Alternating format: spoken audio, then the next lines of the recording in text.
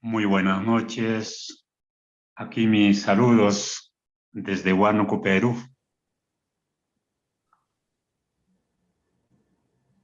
Buenas noches. Buenas noches, padre Iván. ¿Cómo están? Muy bien, Aquí, gracias. padre Iván. Ya con las ganas ya de las clases. Hace días no nos veíamos, pero ya hemos vuelto. Así, padre, sí. Hola Ivancito, buenas noches. Me alegra mucho saludarte. Desde aquí al convento. Gilberto, lo mismo. No, qué alegría. Hola, Chu. Sí. No se te ve tu bella faz. Ya me estás No, viendo. ya. Un rostro palmolive nunca se olvida, ¿no sabía?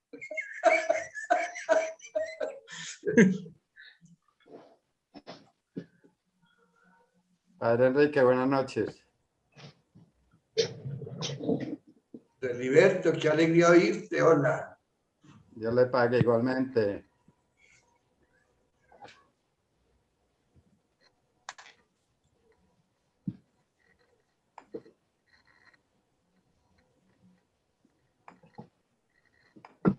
Buenas noches, José Jesús. Buenas noches, padre. No, yo no soy sacerdote. Ah, ¿no? Apenas ministro acólito, tranquilo. Un Ahora ya servidor. me lo llegas. Ujú.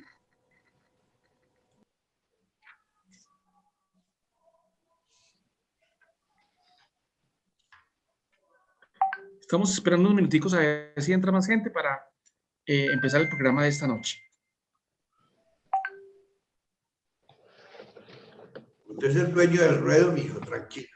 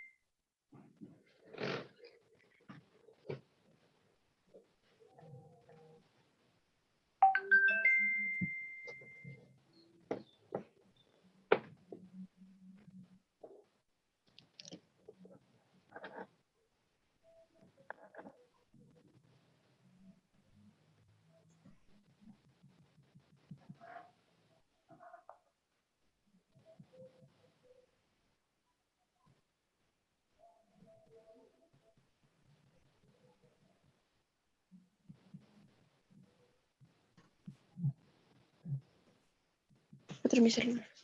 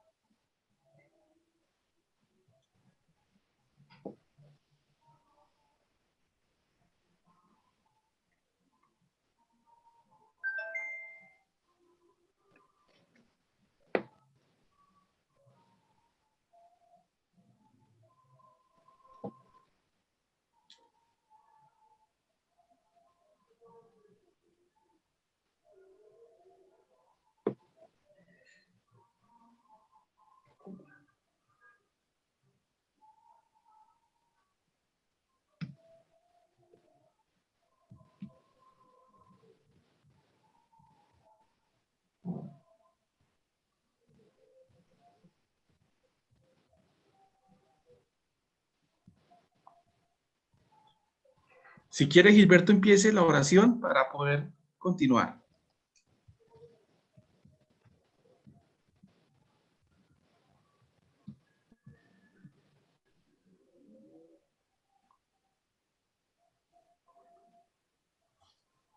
Buenas noches para todos. Buenas noches. Sabemos que estamos viviendo momentos críticos no solo por la pandemia, la pobreza, la angustia, momentos duros. Yo quiero que iniciemos con una breve oración que se llama el Salmo del Buen Samaritano. Por eso pongámonos en la presencia del Señor y digamos en el nombre del Padre, del Hijo y del Espíritu Santo. Amén. Señor, no quiero pasar de lejos ante el hombre herido en el camino de la vida. Quiero acercarme y contagiarme de compasión para expresar tu ternura, para ofrecer el aceite que cura heridas, el vino que recrea y enamora.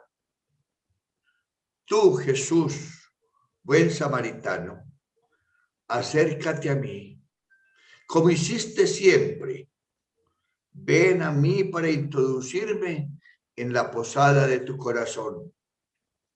Acércate a mí, herido por las flechas de la vida, por el dolor de tantos hermanos, por los misiles de la guerra, por la violencia de los poderosos.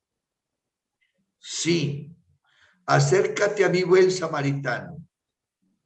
Llévame en tus hombros, pues soy oveja perdida. Carga con todas mis caídas. Ayúdame en todas mis tribulaciones. Hazte presente en todas mis horas bajas.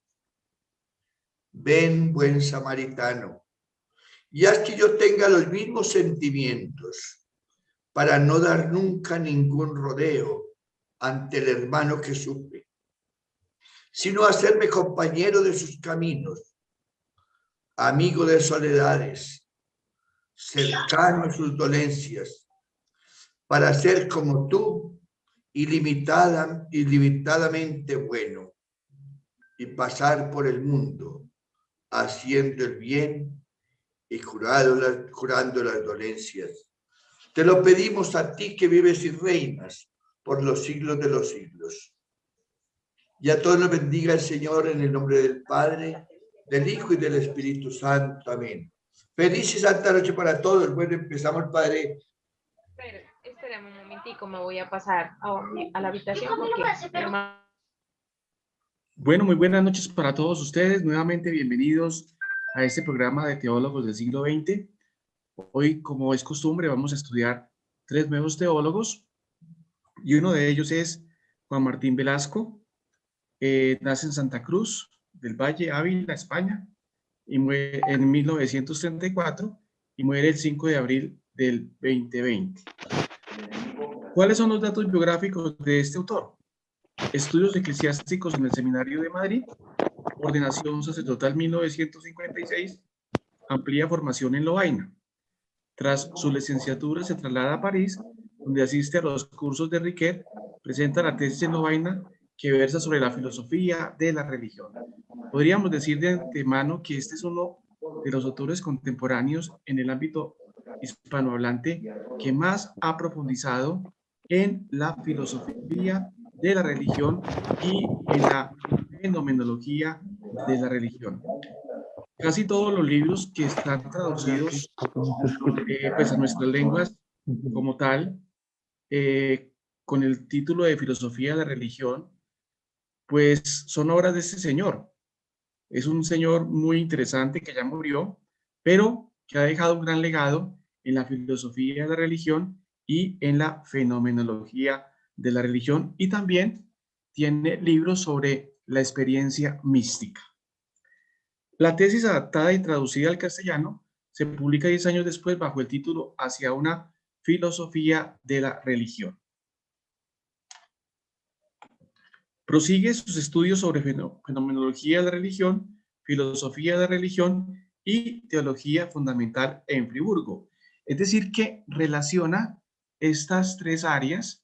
Por un lado, relaciona la fenomenología de la religión, el fenómeno religioso como tal. En segundo lugar, la filosofía de la religión, y tanto la fenomenología como la filosofía de la religión las coloca en diálogo con la teología fundamental. Recordemos que la teología fundamental siempre está en diálogo con la filosofía y con las ciencias. Pues este señor va a entablar un diálogo con la teología fundamental. Enseña Fenomenología de la Religión en San Damaso de Madrid, profesor invitado en la Facultad de Filosofía de Alcalá, en la Universidad Pontificia de Comillas, en el Instituto Superior de Liturgia, en la Facultad de Teología de San Paciano de Barcelona y en la Universidad Iberoamericana de México. Desde 1973 es profesor ordinario de Fenomenología y Filosofía de la Religión de la Facultad Pontificia de Salamanca y perteneció al Consejo de Redacción de la Revista Española de Teología y de la revista FASE, es decir, que colaboró con un instituto de liturgia que tiene como revista la revista FASE, que es muy interesante y es muy importante porque es una revista especializada y se especializa en temas de liturgia. Ustedes dirán, ¿pero qué tiene que ver la fenomenología y la filosofía de la religión con la liturgia? Pues tiene que ver mucho porque en la liturgia también se estudia la experiencia del misterio y todas las ideas filosóficas que se desprenden de esa experiencia del misterio y también las ideas teológicas. Recordemos que la teología es una disciplina muy importante para la Iglesia porque estudia la manera de celebrar y sobre todo profundiza en el misterio de Cristo. Y por lo tanto es una ciencia muy completa porque la liturgia entra en diálogo con la filosofía, con la teología sistemática, con la Biblia, con la espiritualidad y con la semiótica, la lingüística y obviamente el arte. Entonces, pues este señor fue colaborador de la revista FASE y pues trabajó todo el fenómeno religioso y todo lo que se relaciona con el misterio. Recordemos también que la categoría misterio es muy importante y fundamental para la misma teología y obviamente para la liturgia. Al principio de estos programas vimos uno de los grandes llamado Odo Castel, que estudió la categoría del misterio. ¿Cuáles son las obras de este señor? Hacia una filosofía de la religión cristiana, la obra de Dimeri, Introducción a la fenomenología de la religión, el encuentro con Dios, una interpretación personalista de la religión en nuestro mundo, ensayos de fenomenología, iglesia, sacerdocio y sociedad, y creencia y evangelización del diálogo al testimonio. Invitación a orar, el malestar religioso en nuestra cultura, la experiencia cristiana de Dios, ser cristiano en una cultura postmoderna, el fenómeno místico, estudio comparado, testigos de la experiencia de la fe, la transmisión de la fe en la sociedad contemporánea, el hombre y la religión. Obviamente que este autor pues siguió escribiendo más.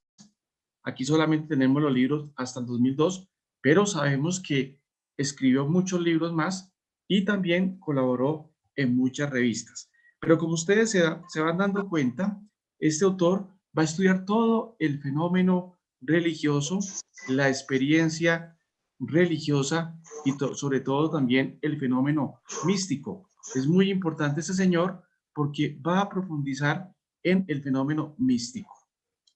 Pensamiento teológico, que es lo que más nos interesa para como por lo menos tener una idea por dónde va este autor.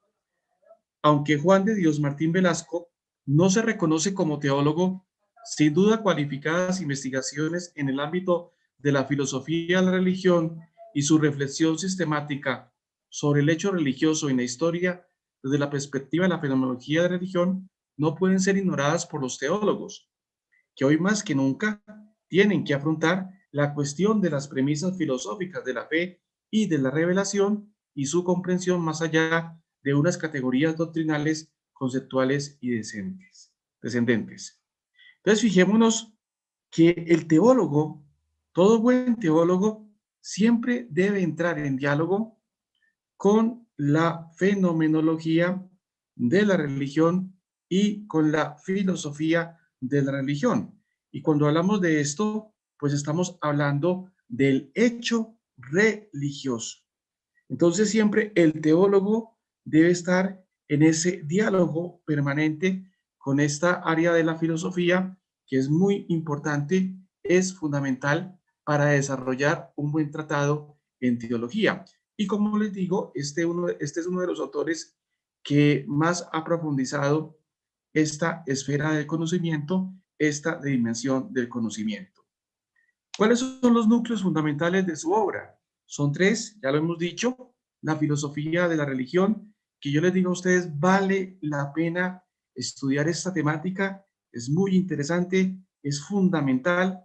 Hoy en día se está estudiando mucho la filosofía de la religión, sobre todo el área anglosajona está estudiando mucho la filosofía de la religión desde la perspectiva del lenguaje.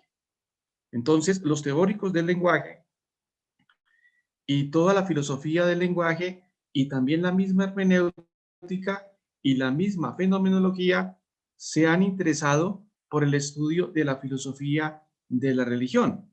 Y eso es muy importante para comprender el hecho religioso. La reflexión sobre la actitud religiosa desde la fenomenología de la religión y la experiencia de Dios en la sociedad contemporánea, caracterizada por la secularización y la posmodernidad, y en la que coexisten el eclipse de lo divino y un cierto retorno de lo religioso.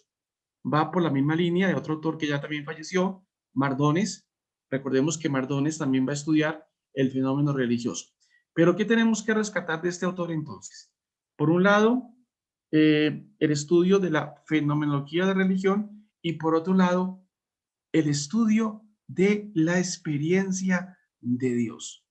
Y esto es muy interesante porque a partir de los años 50 hasta nuestros días se ha ido profundizando mucho en el tema de la experiencia y concretamente en el tema de la experiencia de Dios.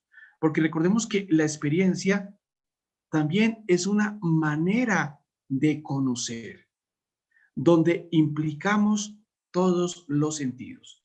Y en este contexto es una manera de aproximarnos al misterio a través de una experiencia. Entonces, este concepto de experiencia, pues es muy importante, es fundamental para toda la teología, pero especialmente para la liturgia y especialmente para la teología espiritual. Las personas que estudian tanto la liturgia como la misma teología espiritual y también la misma teología, pues tienen que abordar y profundizar el concepto de experiencia, porque es un concepto fundante, capital, importante para comprender el hecho religioso. Y este concepto de experiencia, pues se aborda desde varias perspectivas, desde una perspectiva filosófica, desde una perspectiva fenomenológica, desde una perspectiva teológica, etcétera, etcétera, para comprender el hecho como tal.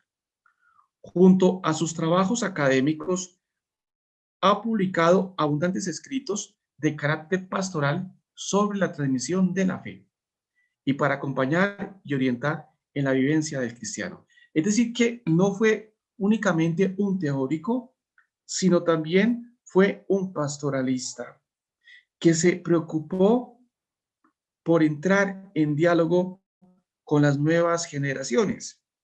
Es interesante esto de este señor, porque muchas veces los teólogos y los filósofos se quedan en una dimensión abstracta y no aterrizan. Pues este autor va a entrar en diálogo con la misma sociedad secularizada y la sociedad posmoderna. Recordemos que la secularización y la posmodernidad son dos fenómenos importantes del siglo XX. Y para hacer teología, pues hay que conocer en qué consiste el fenómeno de la secularización y en qué consiste el fenómeno de la posmodernidad. Pues estos autores entran en diálogo con estos fenómenos, los describen muy bien, los conocen muy bien, saben cuáles son sus causas, es decir, por qué surgió la secularización, por qué surgió la posmodernidad, pero lo más importante, cuáles son las implicaciones de los conceptos secularización y posmodernidad, tanto para la filosofía como para la misma teología. Es decir, que hoy una teología no se puede hacer a espaldas del desconocimiento del fenómeno de la secularización, del fenómeno de la posmodernidad, del fenómeno de la globalización, del fenómeno del consumismo. Recordemos que el teólogo siempre debe analizar los signos de los tiempos, como lo ha dicho el Vaticano II, y analizar los signos de los tiempos, en palabras del Papa Francisco, significa aplicar el concepto del discernir, del discernimiento de los signos de los tiempos. Pues bien, estos teólogos y filósofos deben estar siempre discerniendo estos fenómenos de secularización, posmodernidad y globalización para poder comprender la misma realidad, pero también para poder entrar en diálogo con la cultura. Las obras de este señor, que yo he tenido la posibilidad de leer algunas obras de este señor, son muy importantes porque nos ponen en relación y en diálogo con los fenómenos tanto de secularización, posmodernidad y globalización. Entonces, la persona que quiera estudiar el hecho religioso, pues lo invito a que estudie la obra de este señor. También por YouTube, él tiene conferencias. Antes de morir, él hizo algunas conferencias sobre el hecho religioso, sobre el fenómeno religioso. Están por YouTube para que ustedes pues miren las conferencias de este señor y sobre todo la problemática de la misma religiosidad en el siglo XX. Junto a sus trabajos académicos, ha publicado abundantes escritos de carácter pastoral sobre la transmisión de la fe y para acompañar y orientar en la vivencia del cristiano. El problema de la revelación y de sus condiciones de posibilidad fue el tema crucial que llevó a Martín Velasco a la filosofía de la religión, es decir, el concepto de la revelación, que es fundamental para todo teólogo. Todos los teólogos deben conocer y profundizar en el concepto de la revelación. Entre otras, este tema es un tema muy apreciado por otro teólogo que ya estudiamos aquí, que estuvo en la escuela de Santa Catalina, Torres Queiruga. Torres Queiruga tiene un libro sobre la revelación y este autor, Juan Martín Velasco, pues también entra en contacto con el concepto de revelación y sobre todo observa cuáles son las implicaciones de la misma revelación en la historia del ser humano y por ende en la misma religión. Hay un diálogo especial entre revelación y religión. Religión y revelación. Recordemos que la revelación es la iniciativa de Dios. Dios que se manifiesta, Dios que sale al encuentro del hombre, y la religión es la inclinación de todos los seres humanos al trascendente, a lo infinito. Es decir, es la búsqueda por parte de todos los hombres y de todas las mujeres del infinito. Y por eso la religión se convierte en una dimensión inherente al ser humano, que no la podemos cercenar, porque si la quitamos, pues en el fondo estamos mutilando al ser humano. Es una dimensión inherente y por eso la religión es importante conocerla, cuáles son sus dimensiones, qué significa la religión y cuál es la implicación y también cómo se relaciona con la misma revelación. El autor, es decir, Martín Velasco, se ha ocupado extensamente de la naturaleza y método de la filosofía de la religión, que se ha desarrollado desde perspectivas y con estilos y métodos notablemente variados. Es decir, que este autor va a estudiar en primer lugar la naturaleza. Cuando hablamos de naturaleza estamos diciendo en qué consiste o cuál es la razón de ser de la filosofía de la religión. ¿Qué es lo que distingue a la filosofía de la religión de otras filosofías? Y también, por lo tanto, ¿cuál es el método más adecuado para poder elaborar una filosofía de la religión profunda y que siempre pues nos ilumine el hecho religioso? Entonces, este autor va a estudiar en qué consiste la filosofía de la religión y cuál podría ser su método. La propuesta de una estructura del fenómeno religioso a partir del método fenomenológico es para él un paso previo y necesario para una filosofía de la religión que quisiera ser rigurosa y respetuosa con la especialidad del hecho religioso sin renunciar a la vocación crítica propia de la filosofía. Fijémonos cómo este autor se va a apropiar del método fenomenológico, que es muy importante para la misma teología. Ya los teólogos contemporáneos, pues muchos han echado mano del método fenomenológico para realizar y para desarrollar los contenidos de una teología. Es un método muy importante que viene de Husserl, que va a permear toda la filosofía y toda la teología del siglo XX. Entonces, este método como tal, pues es fundamental para desarrollar una verdadera teología y una verdadera filosofía. Hoy, tras la crisis tanto de la ontoteología y del teísmo filosófico como de los usos ideológicos de la razón moderna, puede plantearse la pregunta de si la religión no responderá más que a una etapa de la historia, a un nivel de conciencia, a una dimensión de la existencia humana.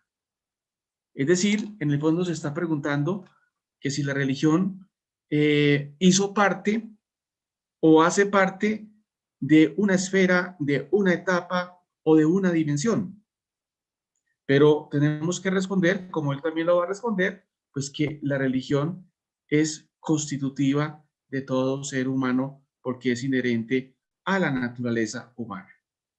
A través del método fenomenológico, Martín Velasco precisa con rigor los contornos, los límites y el contenido de ese peculiar mundo humano constituido por lo sagrado, que es instaurado por la presencia del misterio y que constituye el mundo vital, el ámbito de la realidad peculiar en el que se inscriben las diferentes religiones, lo que todas ellas tienen en común.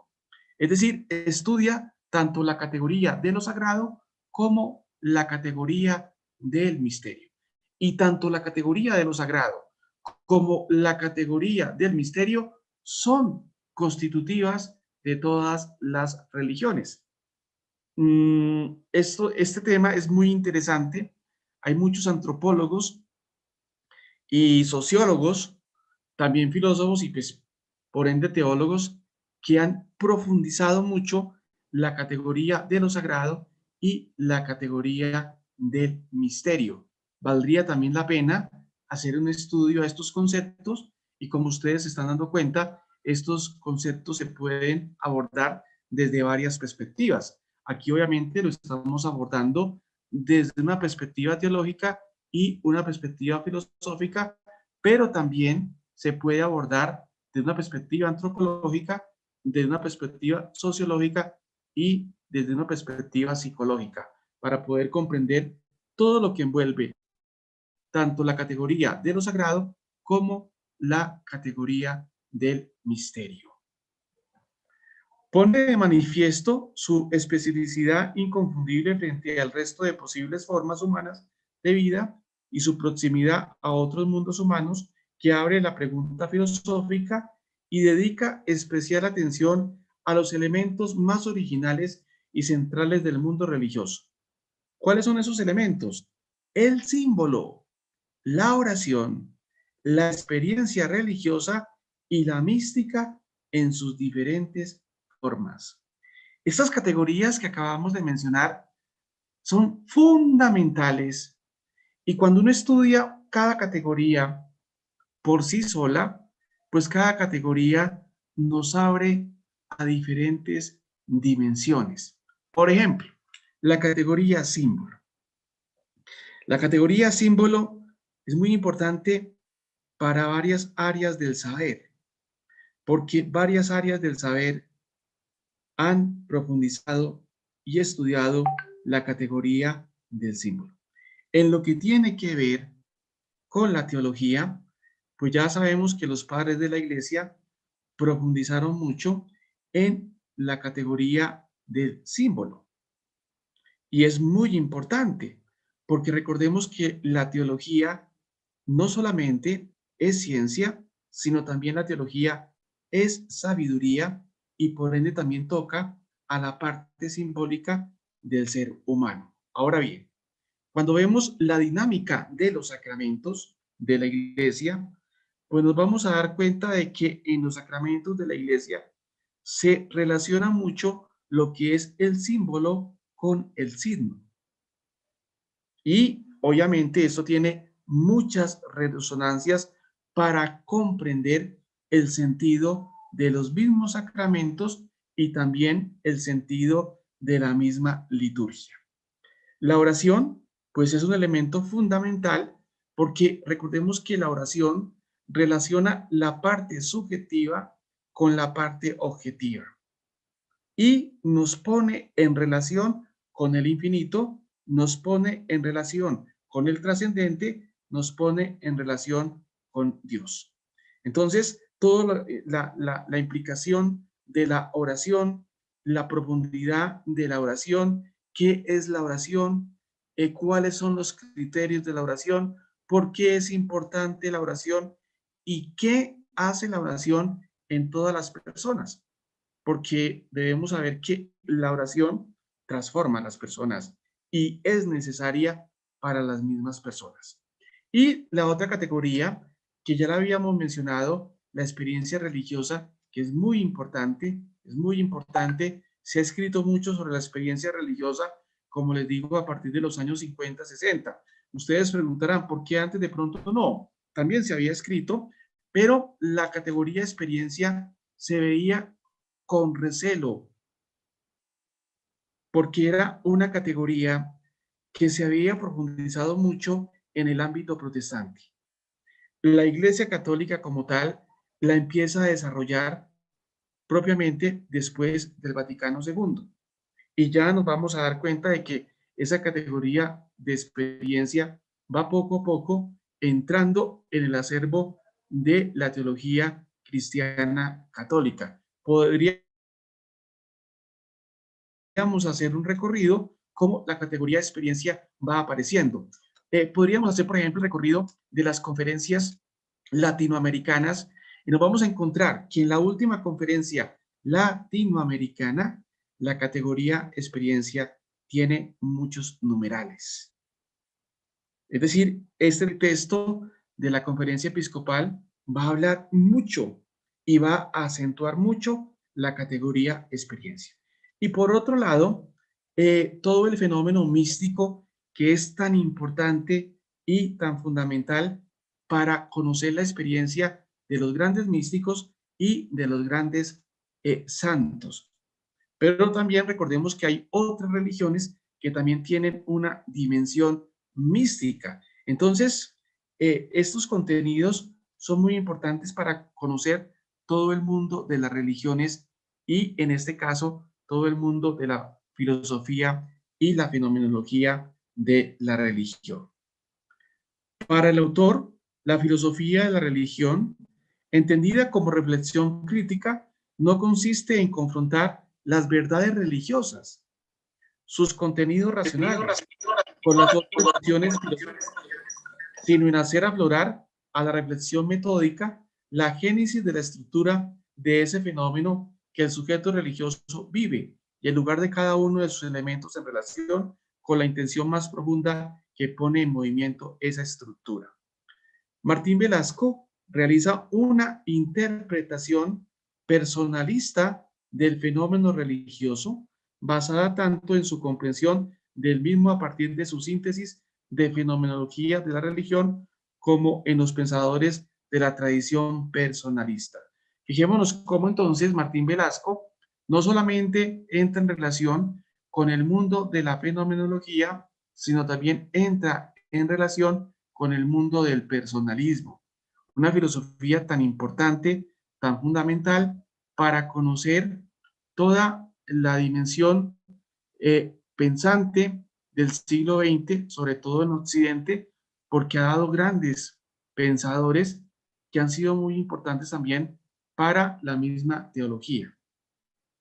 Esta corriente personalista, pues, es fundamental y vale la pena profundizarla porque así podríamos conocer, por ejemplo, toda la dinámica del Papa San Juan Pablo II, porque Juan Pablo II también entra en relación con la misma fenomenología y con el mismo personalismo. El autor toma el símbolo del encuentro interpersonal que acontece en el amor y el diálogo como categoría central y menos inadecuada para la descripción e interpretación de la originalísima relación del hombre con el misterio que constituye el centro bipolar del fenómeno religioso y desde ella intenta responder a algunas de las críticas de la religión suscitadas por las filosofías modernas. Entonces, este autor también va a estudiar una categoría importante que es la categoría encuentro. Un encuentro interpersonal. Porque recordemos que también la revelación es un encuentro. Entonces, esta categoría encuentro es fundamental, tanto así que hoy también la teología fundamental ha estudiado la categoría encuentro como un elemento fundante e importante de la misma teología fundamental. Si ustedes se están dando cuenta, hay categorías que van ayudando al quehacer teológico y filosófico. Y los mismos teólogos las van acuñando. Ejemplo, la categoría experiencia, la categoría misterio, la categoría sagrado, la categoría misericordia, la categoría encuentro, la categoría testimonio. Es decir, estas categorías van entrando para dinamizar toda la misma teología y su discurso. Entonces, como les digo, este autor fundamental e interesante. Pasamos al segundo autor de la noche. Es un autor también importante. ¿Y por qué lo he traído? Porque nos sirve para el diálogo interreligioso. Hoy se está hablando del diálogo interreligioso, se está hablando del diálogo ecuménico, pero sobre todo este autor va a dar pistas para el diálogo interreligioso. Y como lo vamos a ver, este autor pues tiene como categoría fundamental, o una de las fundamentales de su pensamiento, la categoría del diálogo. Entonces, cuando queremos hacer de pronto una disertación sobre todo el diálogo interreligioso, pues tenemos que echar mano muy seguramente del pensamiento de Raymond Panikkar. Es decir, este autor va a brindar pistas para enriquecer el diálogo interreligioso. Como ustedes están viendo, estos dos autores pues son muy contemporáneos. Uno muere en el 2020, el primero, Juan Martín Velasco, y Panikkar muere en el 2010.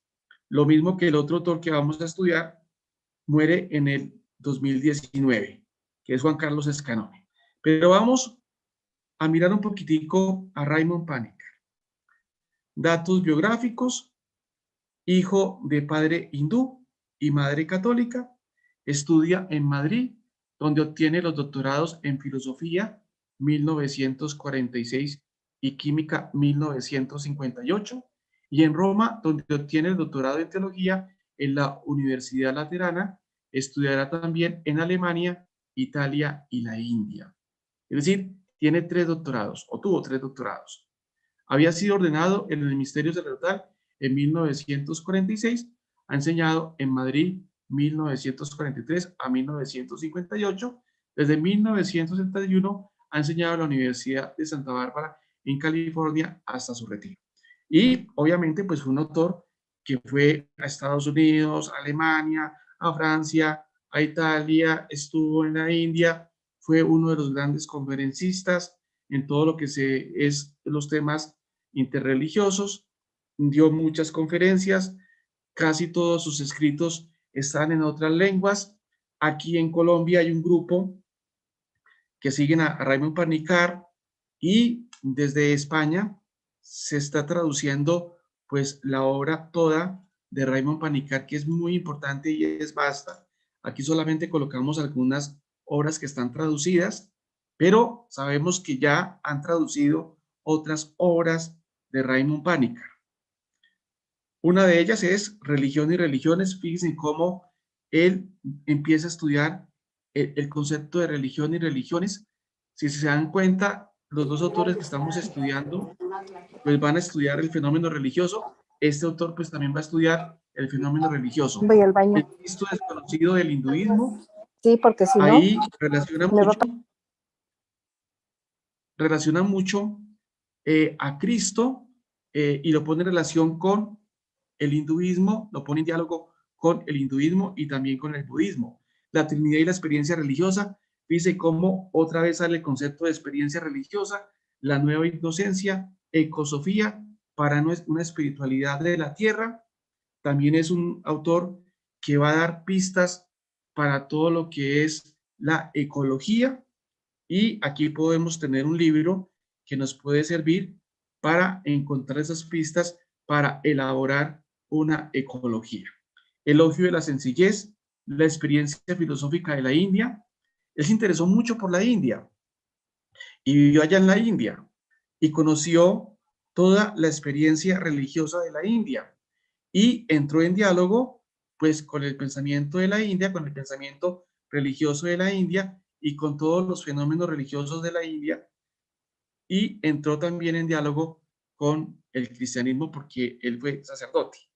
Invitación a la sabiduría, el silencio de Buda, un ateísmo religioso, la plenitud del hombre, el diálogo indispensable, paz entre las religiones.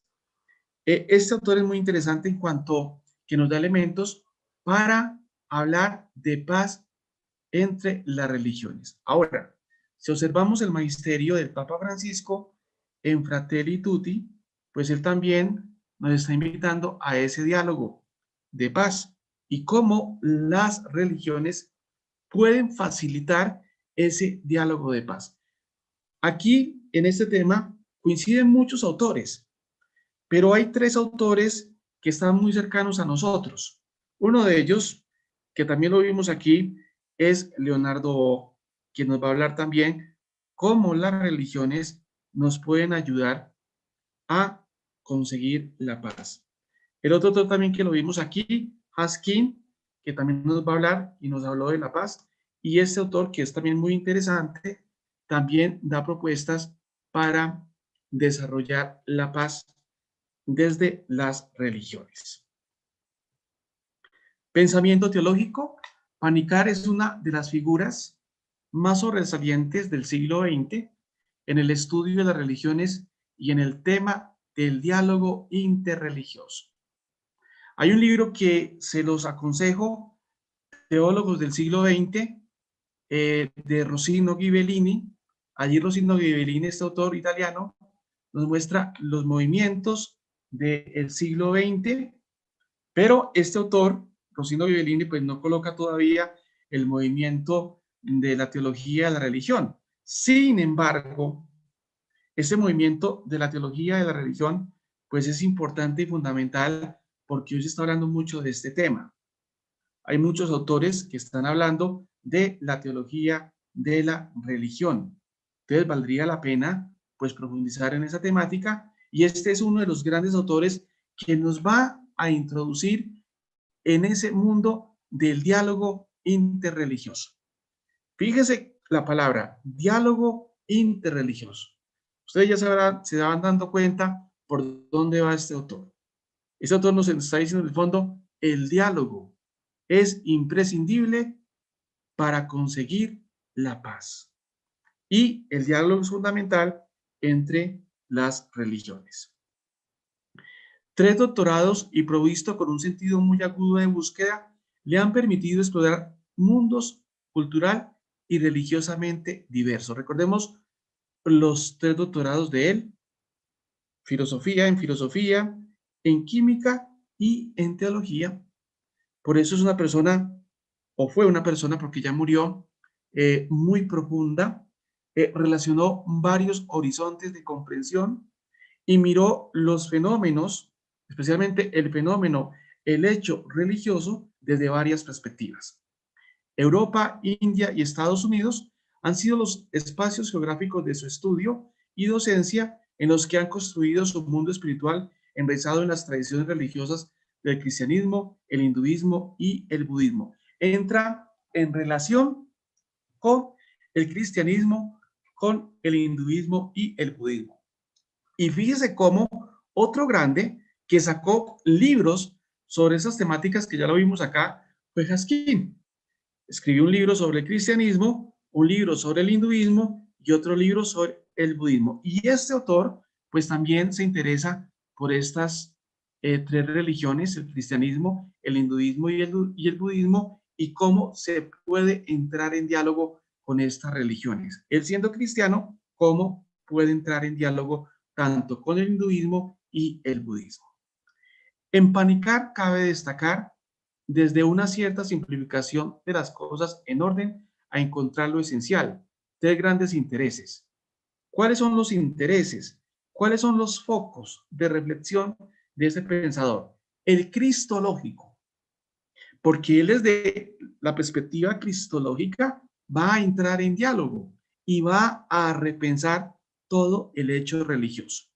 Segundo, la concepción de la religiosidad. Y tercero, el análisis del pluralismo religioso en la sociedad contemporánea. En esta última fase se parece mucho a Martín Velasco, que lo acabamos de estudiar. Recuerden cómo Martín Velasco entra en diálogo con la posmodernidad, con la secularización, pues este autor también va a hacer lo mismo. Va a entrar en diálogo con esos dos fenómenos y cómo allí en esos dos fenómenos se encuentra otro fenómeno, que es el pluralismo. La evolución de Panikkar en su comprensión de la cristología es fácil de detectar. Para este catalán universal, la encarnación es el medio por el cual Dios se hace concreto y particular a la existencia humana. Panikkar está empeñado en que el nombre de Cristo recupere la plenitud de sentido. Cristo es el único mediador. Panikkar habla de Cristo como el punto del encuentro ontológico entre el cristianismo y el hinduismo y afirma, como siempre lo hará, que Cristo no pertenece al cristianismo, solo pertenece a Dios. Pero lo importante de este autor entonces es que en Cristo es el punto de encuentro con las otras religiones. ¿Y qué significa esto en términos prácticos? Que yo como creyente, como cristiano, puedo hablar y puedo dialogar con las otras religiones. Es decir, no me cierro, sino todo lo contrario, me debo abrir al diálogo con el otro. El hinduismo tiene semilla cristiana, según él, porque Cristo está presente en todas las religiones, aunque de modo distinto a como lo está en el cristianismo. Por tanto, la tarea cristiana no debería consistir en introducir a Cristo en las religiones, sino precisamente en descubrirlo, en desvelarlo, porque en realidad a lo largo de la historia religiosa, Cristo ha sido desconocido en el hinduismo y en las otras religiones, ya que solo en el cristianismo estuvo desvelado. Es decir, no hay que imponerlo, no hay que introducirlo, sino hay que descubrirlo en las otras religiones. Y para eso, pues, hay que tener la capacidad de diálogo. Cristo es, por tanto, el parámetro que tienen los cristianos para hablar de Dios, pero parámetro cargado de historia como no podría ser de otra manera. Es en y a través de Cristo como el cristiano se encuentra en armonía con todas las cosas, con todos los seres y con todos los hombres. Es el Cristo unigénito, primogénito, cabeza, alfa y omega, logos desde el principio, por quien todo ha sido hecho, y que sostiene todo, como dicen las escrituras cristianas. El misterio o la realidad cosmoteátrica es lo propio de la fe y parece común a todas las religiones. En cambio, los mitos religiosos serían las expresiones particulares que se dan en cada una de las religiones. Para Panikar, todas las religiones coinciden en el nivel de la fe. Todas difieren, en cambio, en los niveles de las creencias y de los mitos. Entonces, ¿por qué puede haber diálogo? Porque hay algo en común, porque hay una fe, porque hay una apertura al misterio, al trascendente. Entonces, hay algo en común. Y eso puede facilitar el diálogo. Visto todo ello, desde una perspectiva cristiana, Panikar aporta una clasificación que se ha hecho ya clásica: cristianismo, cristiandad y cristianía. El primer término, que es cristianismo, se refiere a una religión, en nuestro caso la cristiana, distinguible de las demás con su fe y sus creencias propias. Por cristiandad entiende Panikar la concepción totalizante de la religión que abarca todo lo político, como lo social y lo temporal, es decir, toda la cultura, iniciada propiamente tras la conversión de Constantino y que en un segundo momento ha acentuado más aspectos doctrinales y teológicos. Por último, cristianía será el conjunto de experiencias como el amor a Dios y al prójimo, la veracidad, fidelidad, humildad, apertura y libertad. La cristianía es, pues, la vivencia y una fe personal que ha adaptado la actitud mental conforme mental a Cristo en la medida en que Cristo es un símbolo para la propia vida. Cree Panikar que si se ha llegado a la necesidad de invocar el diálogo interreligioso es porque se ha asumido la actitud pluralista con la más representativa de nuestro tiempo. Ni el exclusivismo ni el inclusivismo podrían generar dicho diálogo. Y eso es muy importante. Creo que esa es una de las enseñanzas que él nos va a dejar. No podemos ser exclusivistas y no podemos ser inclusivistas, sino debemos tener una actitud de diálogo. El pluralismo en su terminología es mucho más que el mero reconocimiento de la pluralidad de religiones.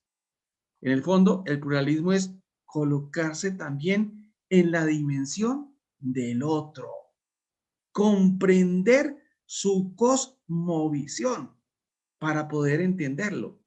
Y creo que este autor, por eso conoce tanto todo el hinduismo y el mismo budismo, porque ha estado allá o estuvo allá y se impregnó de todas las dimensiones de estas religiones y las conoció a fondo.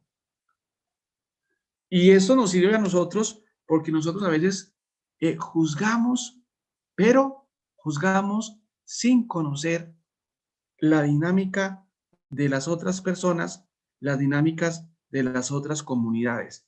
¿Qué es lo bueno de estos autores?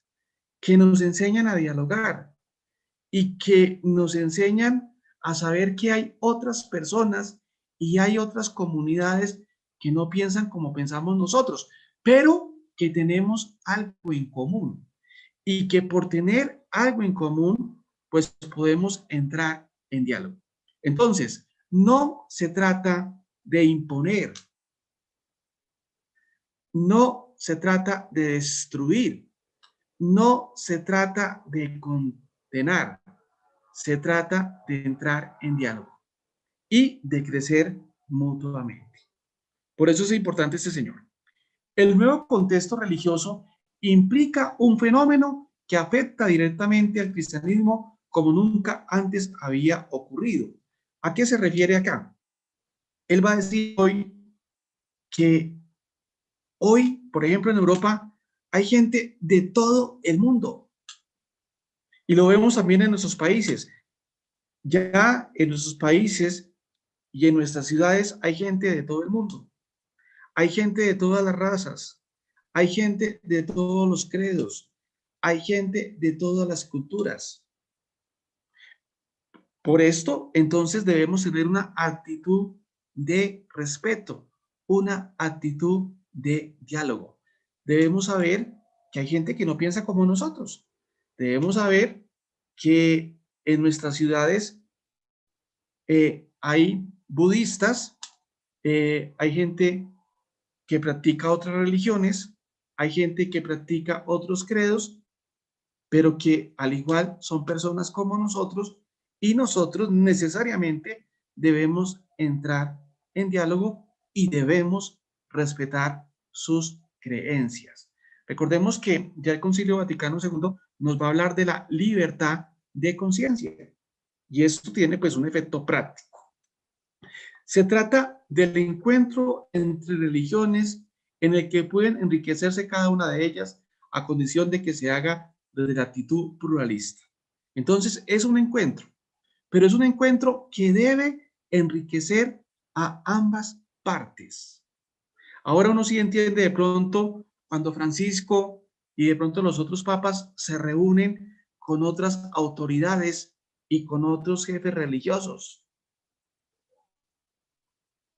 ¿Por qué? Porque hay que entrar en diálogo, porque hay que conocer al otro, y por eso entonces todo el fenómeno religioso es muy importante para nosotros los cristianos, los creyentes, los pastoralistas. Porque a veces pensamos que la verdad única somos nosotros. No, hay otras verdades. Encuentro, dice Panikkar, no como comparación, como si se tratase de ver cuál es el mejor y cuál de ellas tiene más valores y más cotas de verdad. Fíjate, esto tan interesante. El encuentro para Panikkar no es mirar quién tiene la razón o cuál es la más grande o la más poderosa, sino para entrar en diálogo. Incluso debe afirmarse que las religiones son incomparables entre sí. Puede cada una, es única, representa una forma concreta de la totalidad de la existencia humana. Panikkar ha leído la historia del encuentro entre las religiones desde una tipología que comprende 5 pasos encaminados hacia el espíritu de convergencia, que sería como la etapa final de una historia con altibajos, avances y retrocesos, luces y sombras, pero tendente inexorable hacia el punto omega. Es decir, va a comprender el fenómeno de las religiones desde la historia y va a haber etapas según él. He aquí los 5 pasos de tipología de Panikkar. Él va a decir que al principio en las religiones había aislamiento y había ignorancia. Y eso lo podemos constatar en la misma historia. En la segunda etapa hay indiferencia y desprecio. Ya saben que hay otra gente que no piensa como uno y entonces hay indiferencia y hay desprecio y hay deseo de imponer la religión que se profesa. La tercera, hay condenación y conquista, lo que pasó en América. Ya en la cuarta, que es un fenómeno muy reciente, siglo XX, siglo XIX, siglo XX, coexistencia y comunicación, pero con recelos. Y él va a decir que la quinta es la más importante, porque ya hay convergencia y ya hay diálogo. ¿Qué está diciendo en el fondo? Que nos dimos cuenta de que es necesario dialogar y que no nos podemos imponer y que no nos podemos cerrar y que no podemos condenar al otro que no piensa como yo pienso. Entonces, fijémonos que esta tipología es muy interesante porque si usted aplica esta tipología a la historia de las religiones, usted va a encontrar esos 5 momentos. Un momento de aislamiento, de ignorancia, es decir, no se sabía que había otras religiones. Otro momento, ya se sabe que hay otra gente que piensa diferente, hay indiferencia y desprecio. El otro es bárbaro, el otro no piensa como yo pienso, por lo tanto hay que condenarlo, por lo tanto es un hereje, por lo tanto es un bárbaro. Después viene una condenación, una inquisición, una conquista. Ya después nos damos cuenta de que hay que convivir con el otro y hay que dialogar y hay que hablar. Y por último, ya el siglo XX nos ha dejado claro la necesidad de la convergencia y del diálogo con las otras religiones. Ahora, si vemos este último punto están de acuerdo los autores que ya mencionamos, Leonardo O, Haskin, Mircea Eliade, este autor que estamos manejando hoy, Pánica, el mismo Juan Martín Velasco, están de acuerdo en esta última tipología que es convergencia y diálogo. Los tres primeros pasos coinciden en una manifestación que va del aislamiento a la conquista del otro. El quinto paso, que es el último, convergencia y diálogo, es el definitorio del nuevo contexto religioso. Es decir, el nuevo contexto religioso nos lleva a la convergencia y nos lleva al diálogo. Hay una autora española muy importante que nos va a hablar de todo esto, es Adela Cortina. Y Adela Cortina también nos invita a dialogar, porque podemos caer en una tentación que se llama, según ella, la aporofobia. Es decir, ver al pobre desde una perspectiva peyorativa. Es excluir al pobre, al emigrante, al que no piensa como yo pienso. Adela Cortina va a hacer ese trabajo y nos va a mostrar cómo la aporofobia es un obstáculo para verdaderamente conseguir la paz en nuestras sociedades. Y este autor que estábamos estudiando, como lo estamos viendo, da elementos fundamentales para elaborar, digámoslo así, un diálogo pacífico y buscar la misma paz. ¿Por qué también lo traje? Porque hoy las universidades en Colombia, por ejemplo, están trabajando mucho el pensamiento de Pánica. Concretamente, la Javeriana, hay un profesor que hizo una tesis doctoral sobre la antropología de Raymond Pánica. La pueden encontrar por internet, ahí la encuentran. Digan antropología en Raymond Pánica. Es un trabajo muy bien hecho. La pueden bajar, se puede descargar. Entonces, los amantes de todos esos temas, los invito a que bajen esta tesis doctoral. Y fuera de esto, a este autor le han hecho muchas tesis doctorales. Esa no es la única, hay muchísimas. Yo leí esa tesis de este autor, que es un profesor de la Javeriana. Él al principio hace un recuento del estado del arte y va a dar cuenta de que en el pensamiento de Raymond Pánica se han hecho muchos trabajos muy valiosos.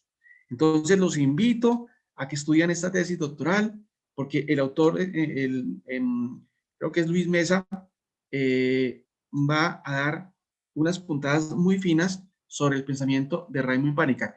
Y lo bueno de esa tesis es que él al final de esa tesis tiene una especie de glosario, una especie de vocabulario.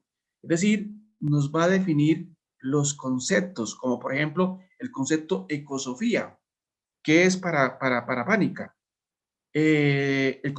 todos los conceptos que él maneja. Entonces, ahí hay una especie de diccionario pequeño que nos puede servir para ir conociendo el pensamiento de este señor, que es muy importante para todas las cuestiones de diálogo interreligioso y también para todas las cuestiones de la paz entre las religiones. El diálogo, según él, es una actividad pública tal que está correlacionada con los fundamentos mismos de toda acción política.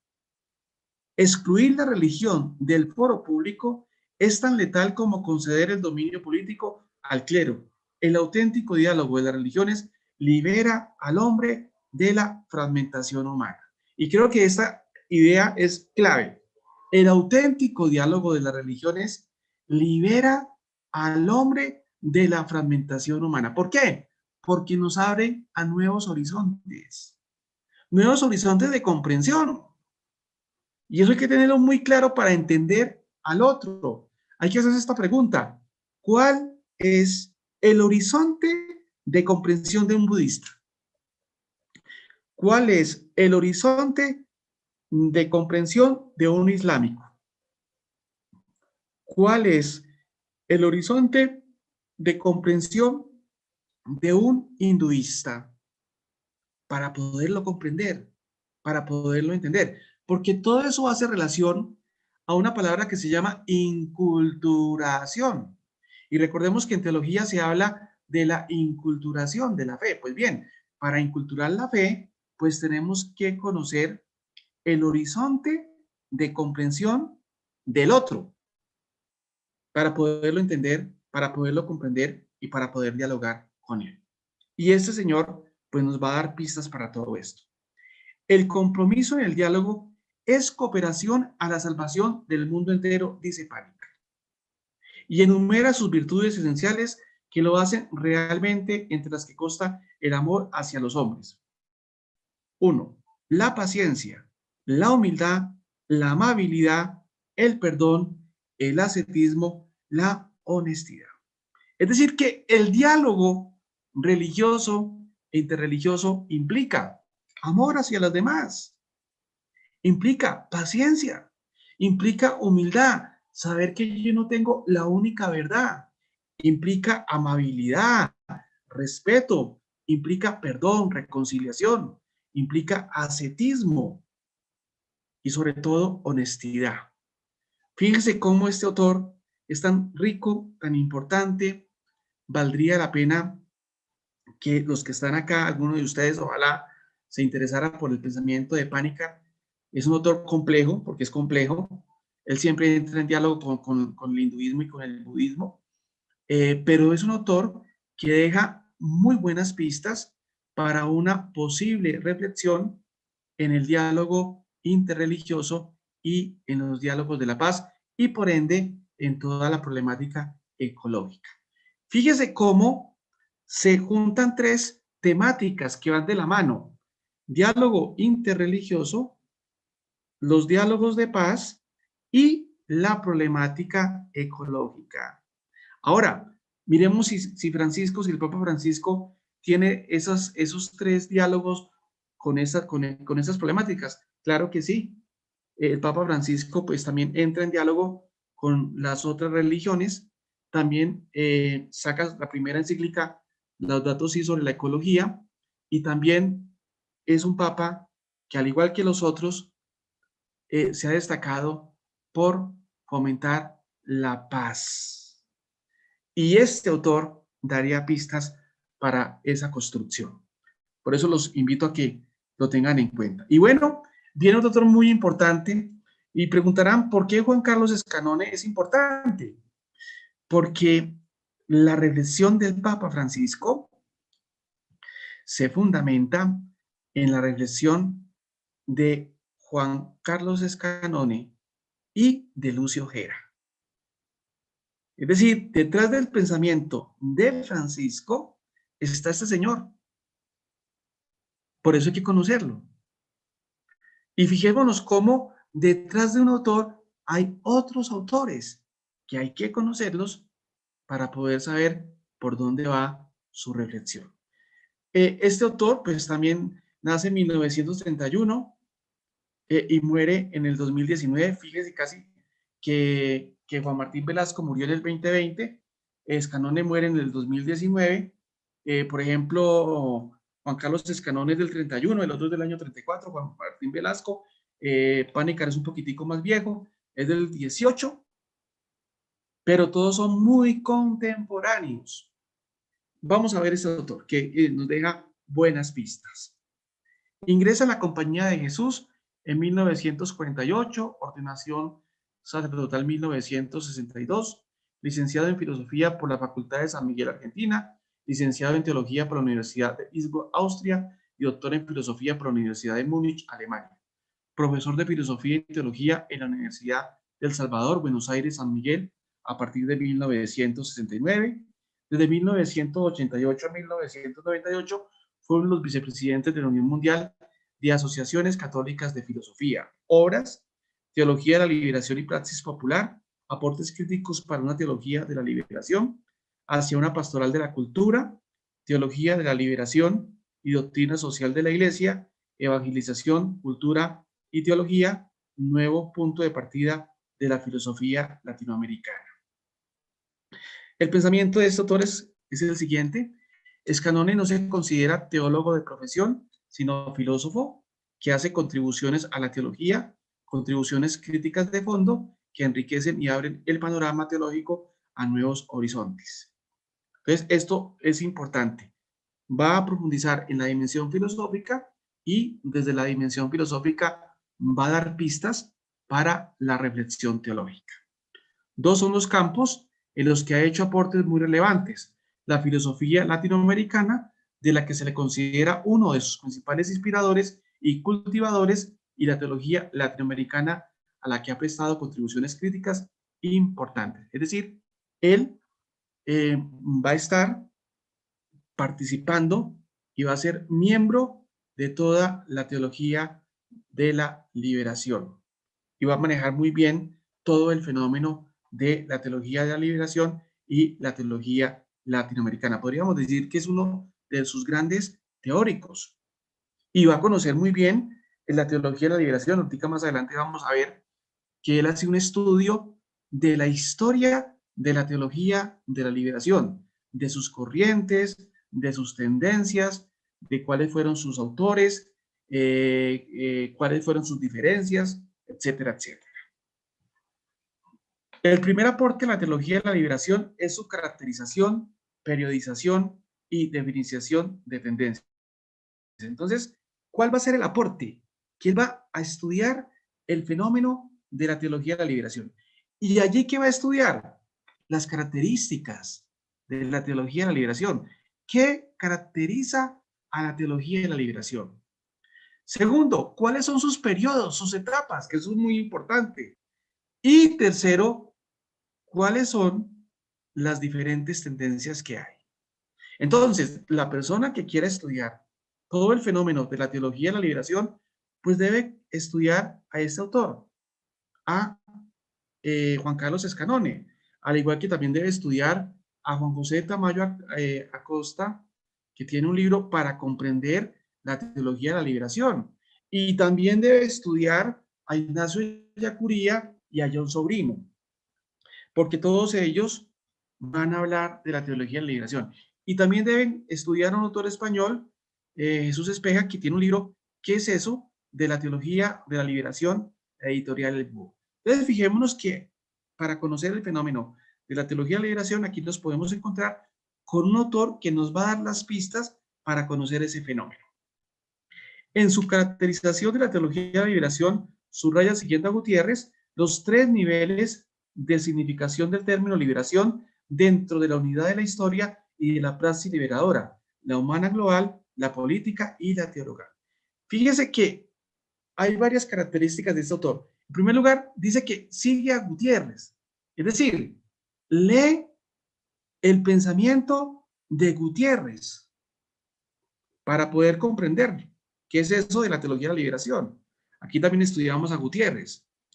Pero además de ello, va a estudiar el término liberación, que es tan querido para la teología de la liberación, pero tan estudiado por Leonardo Bo. ¿Se acuerdan que aquí lo habíamos dicho, cómo Leonardo Bo se había propuesto a profundizar, a estudiar, a llevar hacia sus últimas consecuencias el término liberación? Pues bien, este autor también lo va a estudiar. Y nos va a decir que eso hay que entenderlo desde la política y desde lo teológico y desde todo el entramado de la globalidad humana. A las tres dimensiones corresponden tres niveles teóricos de interpretación reflexiva y crítica: el de las ciencias sociales e históricas, el filosófico y el teológico.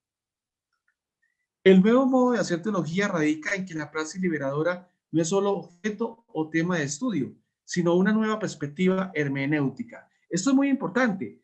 Se debe estudiar desde una perspectiva hermenéutica que me da los criterios de comprensión. En la teología latinoamericana, la liberación distingue cuatro corrientes: teología desde la praxis pastoral de la Iglesia, representada en las conferencias episcopales de Medellín y Puebla; teología desde la praxis de los grupos revolucionarios, de la que señala a Hugo Asman como uno de sus representantes; teología desde la praxis histórica formulada en el libro de Gutiérrez, Teología de la Liberación; y teología desde la praxis de los pueblos latinoamericanos o teología del pueblo, de la que se considera al argentino Lucio Gera su más destacado representante y en que él mismo se ubica. Ya decíamos que el Papa Francisco pues va a estudiar mucho también a Lucio Gera y va a ser un seguidor también de Juan Carlos Escanone. Escanone insiste en la diferencia entre los teólogos de la liberación que asumen el método de análisis marxista en su totalidad, aunque no su filosofía, y los que toman algunos de sus elementos, si bien críticamente y desde otro horizonte de comprensión, cuál es cristiano.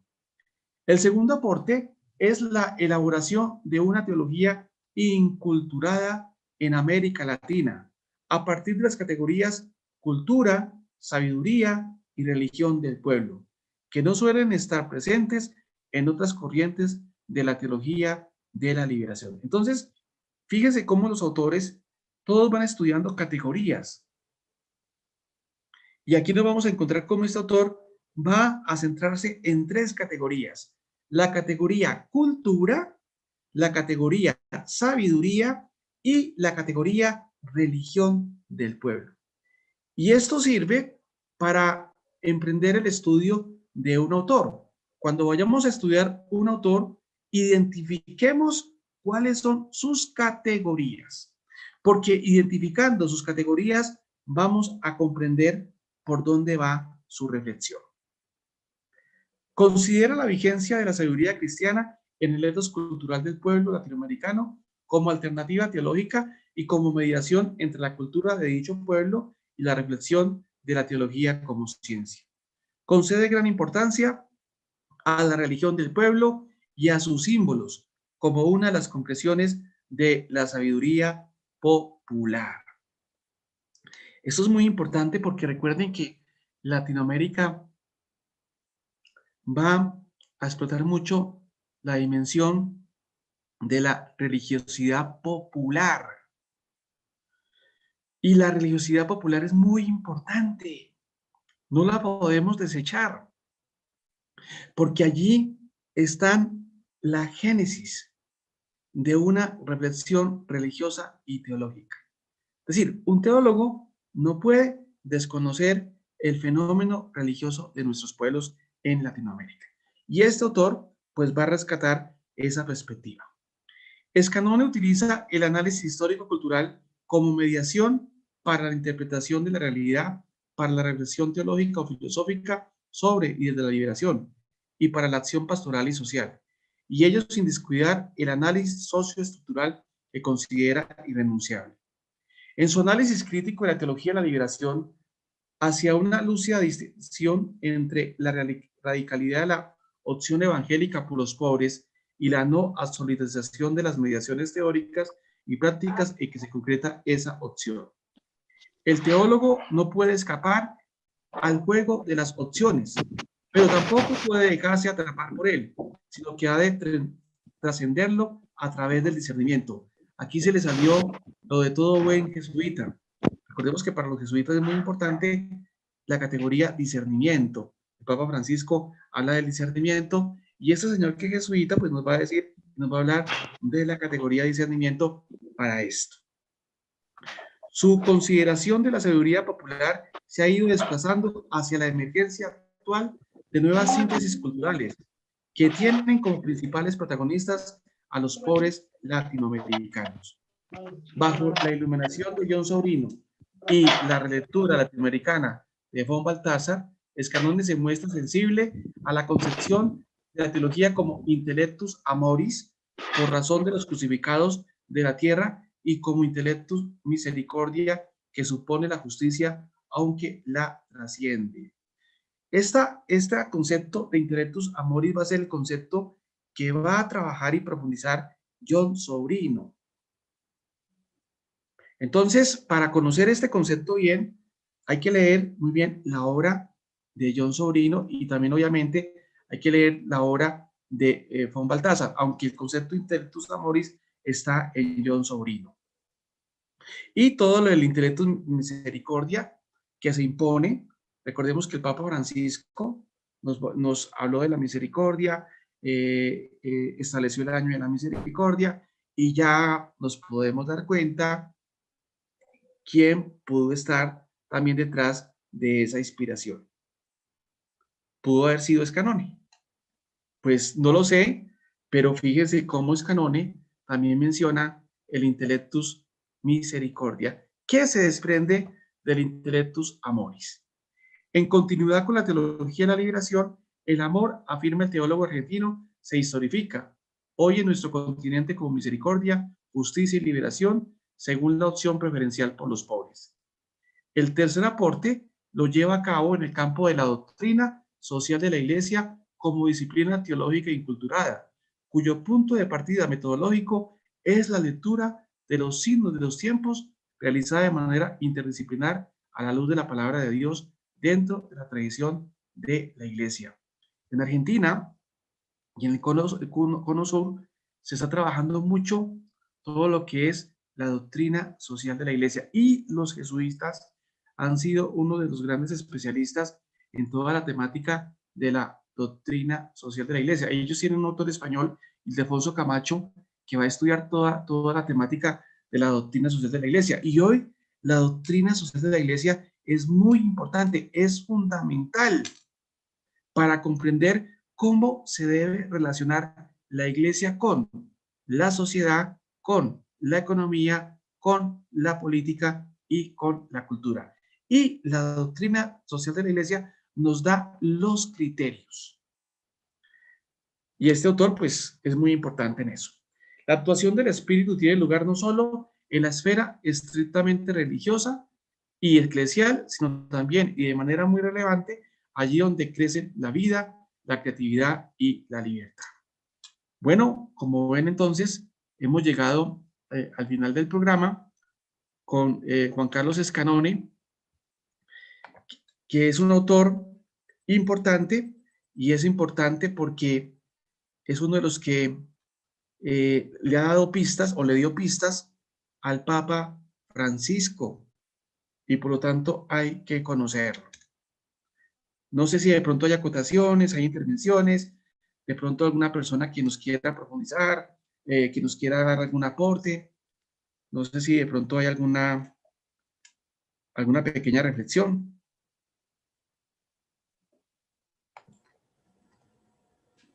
Bueno, Padre Iván, no, de todas formas, muchísimas gracias. Vemos que los tres autores tienen una gran variedad de obras y que vale la pena escrutarlas.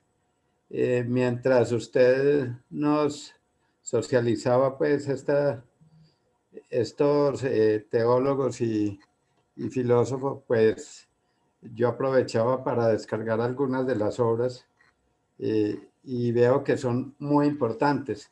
Y me excusa de pronto mi atrevimiento, pero quisiera también recomendarles a ustedes. Claro, para eso estamos, para que ustedes nos colaboren y nos den libros, porque pues uno no se las sabe todas, y lo bueno de esto acá es que cada uno aporte un granito para que cada uno aprenda más. Entonces, bueno, Heriberto, hágale. Bueno, entonces yo quisiera recomendarles una obra muy buena del sacerdote jesuita, El Dios no conocido. No lo hemos estudiado en este diplomado, pero vale la pena conocerlo.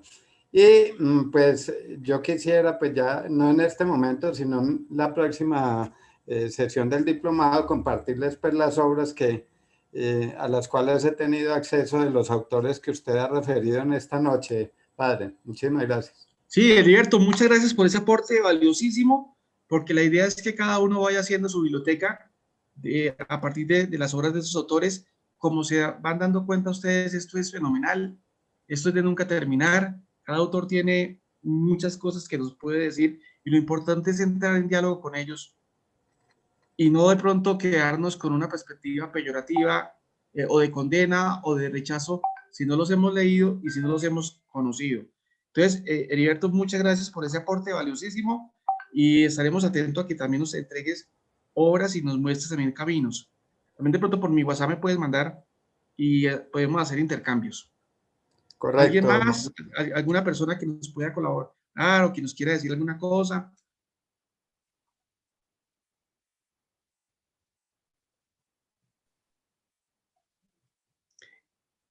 no, sencillamente agradecerle, Padre Iván Fernando, y pues, por toda esta dedicación Sí, de la yo escuela. quiero, José Domingo, yo quiero resaltar o destacar una cosa que ya la había dicho acá, pero pues todos son muy importantes, todos los autores son muy importantes, pero creo que los autores de hoy son muy importantes y muy valiosos, empezando, por ejemplo, empecemos por el último. Escanone está detrás de la reflexión del Papa Francisco.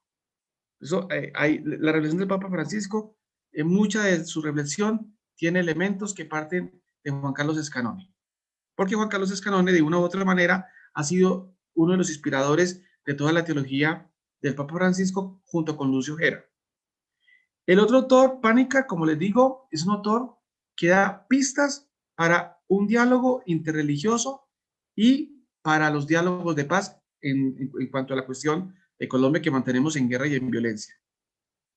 Y el otro autor nos abre una nueva dimensión que a veces es muy desconocida para los teólogos, el mundo del fenómeno religioso, pero desde la mística y desde la religión. Entonces, esos tres autores valdría la pena que los que quisieran estudiar y ahondar en ello, pues siguieran estudiando y ahí pues los traemos esta noche porque valen la pena y son muy valiosos. Eso era todo. Muchas gracias. A usted, Padre Iván Fernando. Yo aquí en un minutico, pues quisiera recordarles, este fin de semana tenemos encuentro teológico, los que hacemos mensualmente, yo creo que están viendo la pantalla. Lo va a dirigir el Padre Fray William, también hermano en religión del Padre Iván Fernando, Fray William Vázquez, desde Perú. Nos va a acompañar con este interesante tema, carne de mi carne, la mujer con relación al varón en la Biblia. Eso es este viernes, ahí está ya, les estoy mostrando en pantalla la creación del espacio en YouTube.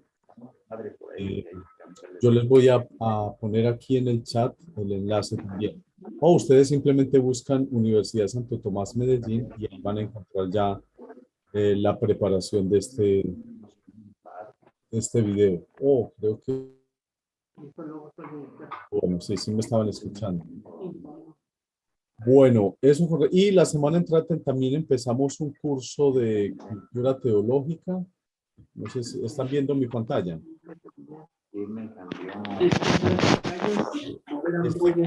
Este curso, por si de pronto alguno está interesado, va a ser matriculable. Es un curso que la ofrece a través del Departamento de Humanidades. Lo quieren ofrecer a la Escuela de Teología. Está adaptado para la Escuela de Teología. Empieza la próxima semana. Tiene una inversión de 180.000, pero tiene una rebaja tiene una rebaja del 10%, quedan 240.000 pesos, que se pueden pagar en 2 cuotas, según pues lo ha dicho el vicerrector administrativo. Este es el contenido del curso. Es un curso muy interesante.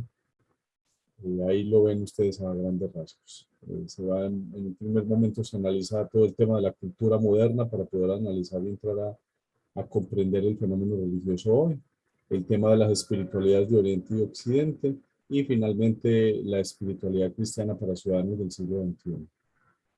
A grandes rasgos es este curso, por si de pronto pues alguno está interesado. Ya, por lo demás, sencillamente agradecerles y... José Domingo. Sí, Padre Iván Fernando. Entonces, el próximo encuentro con nosotros quedaría para el 10 de agosto. El 10 de agosto.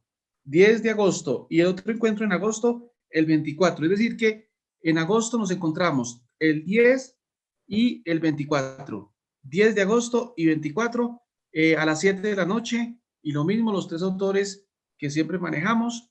Entonces, para que estén pendientes. Los que están en el WhatsApp de Fray Luis de Granada, que es mi WhatsApp, yo siempre coloco esta información. Entonces, para que ustedes estén viendo allí la información y no se despisten de pronto. ¿Ves? Estar atento. Bueno, muchas gracias y José Domingo, a todos los participantes, a Heriberto, a todos los amigos que ya tenemos varios amigos en común, que vienen de otros cursos y que nos han acompañado, a José de Jesús, a Israel, a Eduardo Borja, a José Heriberto, que nunca nos falta, siempre está allí, Héctor Augusto también, Luz Dari, Carolina, que también nos visita, Andrea Conejo, que viene de México, bienvenida, Rosario, que es otra de las grandes amigas que viene de Perú, Norma, que viene de Argentina, es venezolana, pero viene de Argentina, muchos amigos, María Patricia, Omaira, Jonathan, la hermana Margarita, creo que es de Pasto, nos acompaña, y todos los que están aquí, bienvenidos siempre. Muchas gracias, Padre Iván, y a todos muchísimas gracias. Una feliz noche. Bendiciones. Muchísimas gracias, Padre Iván. Se lo agradezco por toda la ponencia que hace. Es muy interesante para mí. Yo creo que si nos ponemos a leer de estas horas, bueno, pues nos faltará la cabeza. Sí. Pero muy interesante Bueno.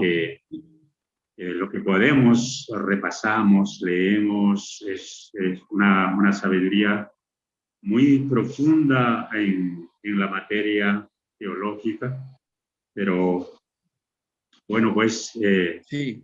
ahí estamos, ¿no? Y muy interesante, me quedo admirado, asombrado por tantas obras teológicas, filosóficas, antropología, bueno, de todo, muy interesante de verdad, porque es una sabiduría, ¿no? Como alguien decía, la inteligencia es una sabiduría. Muchísimas gracias, Padre Iván. Bueno, lo mismo, María Paz de bienvenido desde Perú. Huánuco. Muchas gracias por acompañarnos. Desde la zona de las misiones donde me encuentro, pues ¿Cómo es su nombre? agradecido ¿Cómo es de su la nombre? oportunidad que me han brindado.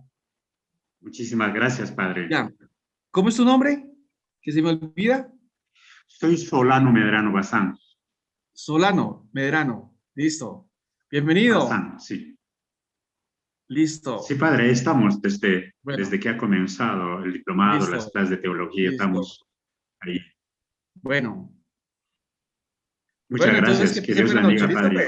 Feliz noche para todos. Dios les pague.